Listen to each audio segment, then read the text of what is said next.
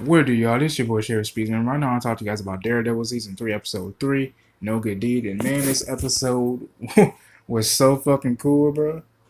I mean, first of all, you start off, with Fisk, just recounting the events of Episode 2, please.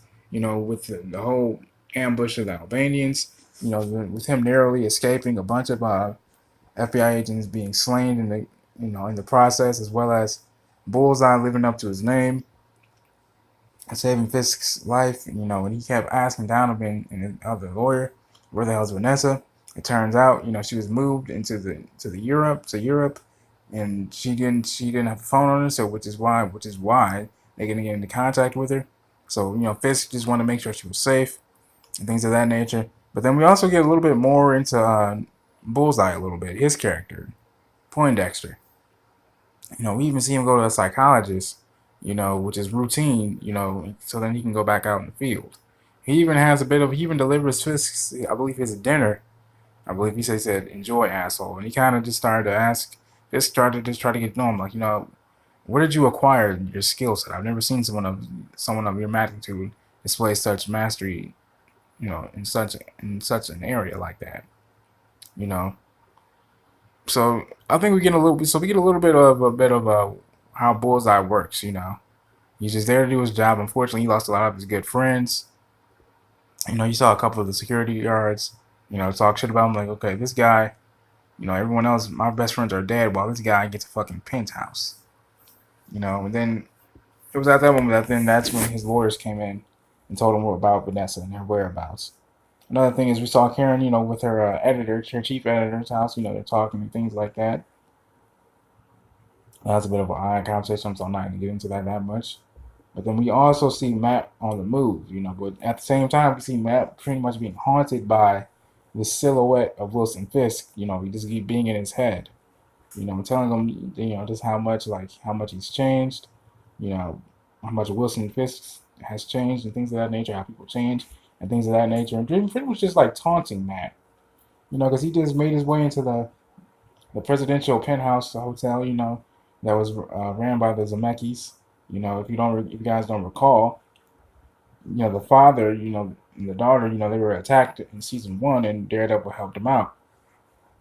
Karen pieced things together and realized that, hey, Wilson Fisk now owns that hotel. After he bought, the hotel from the father, who was out in a coma.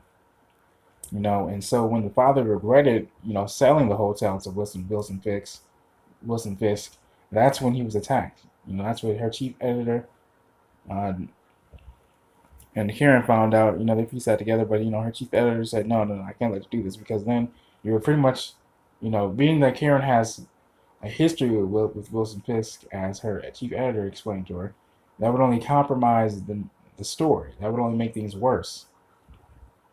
But Karen doesn't give a damn. She just wants Fisk back in prison where he belongs. And you gotta admire that woman's tenacity. But then we also see Daredevil just sneak his way into the hotel to gain information, trying to now, as he figured it out, to take Fisk out once and for all. He realizes that's what he has to do. In fact, even that's what the silhouette of Fisk even says. He's like, "Will you be able to take me out this time? Because last time you didn't. And selfishly, you let all the people that you care about die. Everyone that you care about, every time you're around them, die, Matthews. Dies, Matthews. So then, that's pretty much what happened. And then he even explained that to Sister Maggie, like, do you think people can change? And pretty much Daredevil just said, like, listen, I believe people who are born here, we have our true fundamental nature. We either get a little nicer or we get a little angrier. You know. So I really enjoyed that episode for the most part, man. Like it just goes to show just how much Daredevil has gone through and how much he's changed. He even met Foggy, for the Christ's sake, at the very end of the damn episode. He popped up on, Foggy was so damn excited and overcome with joy and emotion. And then for Daredevil to just say, listen, man, we're no longer friends. I know about Fisk. I need you and Karen to not help me out on this. I know you want to help, but I want you guys to stay safe. I don't need you guys getting into this. I'm gonna finish them once and for all. We're no longer friends. And make sure you do not mention to Karen that you saw me. I just want to make sure you guys are safe. But let me know what you guys think about this episode. I really enjoyed it, man. This has been your boy Sherry Speaks with you guys. If you guys like the video, hit that like button, hit that subscribe button. If you have any requests for what videos you guys want to do next, please let me know in the comment section below as well. This has been your boy Sherry Speaks, man. I love you guys. God bless.